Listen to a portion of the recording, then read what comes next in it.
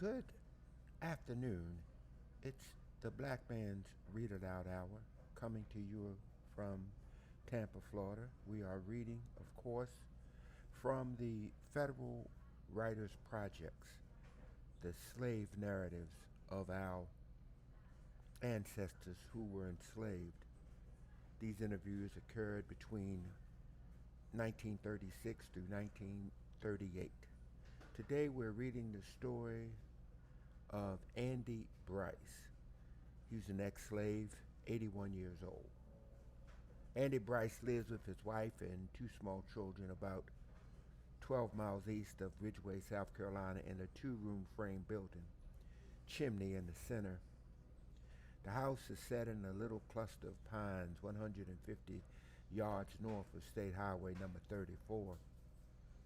Andy Brice, since the amputation of his right leg 5 years ago, has done no work and is too old to learn the trade. He has a regular baker's route, including the towns of Ridgeway, Winsboro, Woodward, and Blackstock. His amiability and good nature enable him to go home after each trip with a little money and a pack of miscellaneous gifts from white friends. Howdy, Captain. I come to Winsboro this morning from way across Watery, where I live now amongst the bullfrogs and skeeters. Seems like they sing the whole night through, the bullfrog on the bank and the skeeter in the pool. Then the skeeter sail round my face with a tra la la la la la la la, that old song you has heard many times. I see a spit box over there. By chance you got in that backer?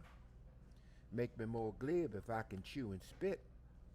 Then I was remembers more and better the things done past and gone. I was a slave of Mistress Jane.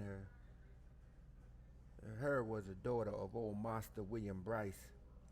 Her married Henry Younger, and Mammy was to give to Mas Henry and Miss Jane my pappy named Tony, Mammy named Sally.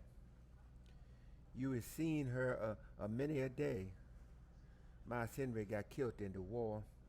His tombstone and Mrs. Jane's tombstone in Concord Cemetery. They left two children, Miss Kitty and Miss Maggie. They both married a Cardwell, same name but no kin. Miss Kitty married Mars Joe Cardwell and moved on to Texas. Miss Maggie married Mars Camel Cardwell and moved to North Carolina. My pappy died during the war after freedom. Mommy married an ugly no-count nigger named Mills Douglas. She had one child by him named Janie.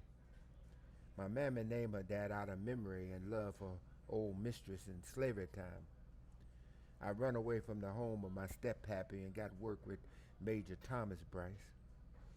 I worked for him till I was become a full-grown man and come to be the driver of the four-horse wagon.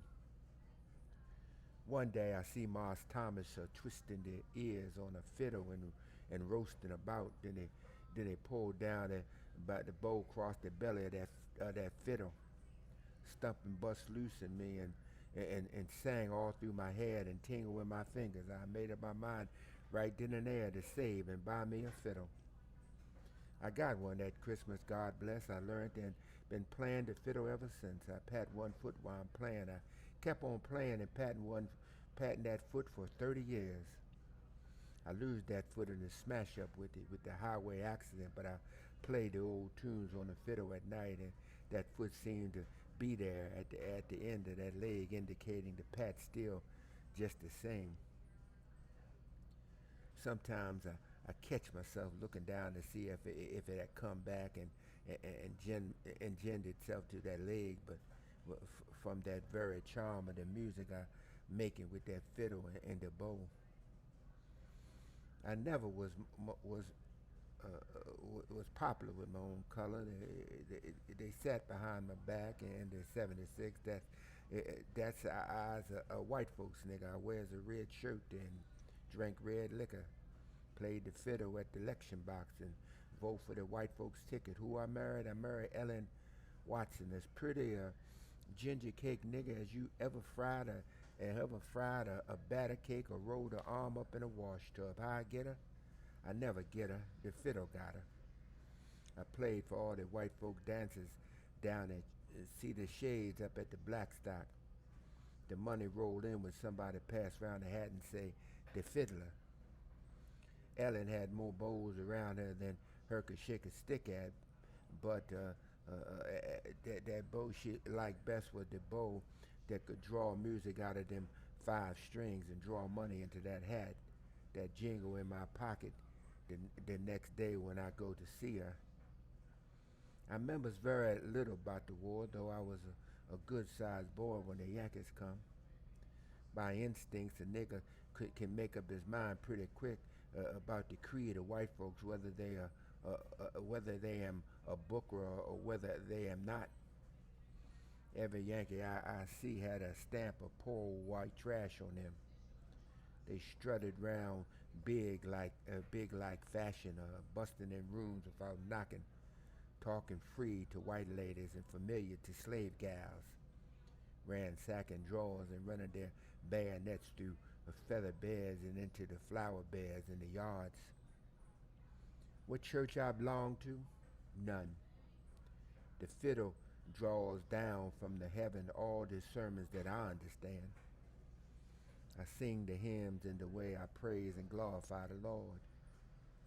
Cotton picking was the biggest work I ever did outside of driving a wagon and playing the fiddle. Look at them fingers, they is supple. I carried 2 rows of cotton at a time. One day I picked in a race with others over 300 pounds of cotton in a day. Commencing Monday through Friday night, I picked 1,562 pounds of cottonseed. That make a bale weighing 600 pounds in the length.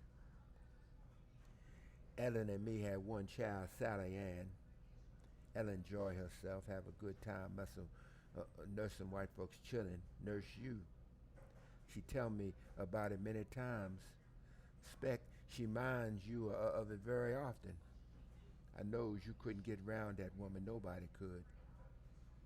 The Lord took her home 15 years ago, and I married a widow out of Belton, down on the Kershaw County side. You wants me to tell about the election day at Woodard in 1878? You wants to know the beginning and the end of it? Yes. Well, you couldn't wet this old man's whistle with a swallow of red liquor now. Couldn't you, or could you? This was the way of it. It was set for Tuesday. Monday, I drive the 4-horse wagon down to this very town.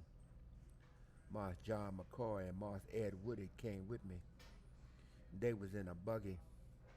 When us got here, us got 16 shooters and put them under the hay that we have in the wagon. A bar's room was there. I had fetched my fiddle along and played at Marse Fred's Hambernack's bar till dinner time. Us leave town about 4 o'clock. Roads was bad, but us got home about dark. Us put them guns in Marse Andy Mobley's store. Marse Ed and me leave Marse John to sleep in the store and take care of them guns. The next morning, the polls opened in the little schoolhouse by the brick church. I was there on time. Helped to fix the table by the window and set the ballot box on it. Voters come in to the window and put their arms through and tuck their votes in the slit in the boxes. There was 2 supervisors, Marse Thomas for the Democrats and Uncle Jordan for the Radicals. Marse Thomas had a book and a pencil. Uncle Jordan had the same. Joe Foster, big Brooklyn nigger, want to vote a stranger. Marse Thomas challenged this vote.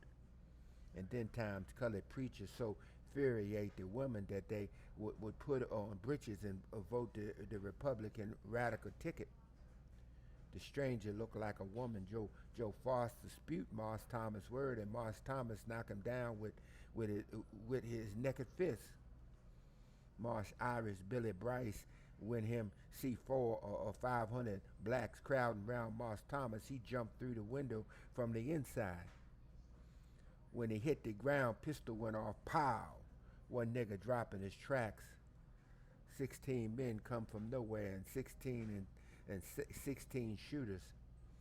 Moss Thomas hold his hands up to them and say, wait. Him point to the niggas and say, get. They started running across the railroad tracks over the hillside and never quit running till they got a half-mile away.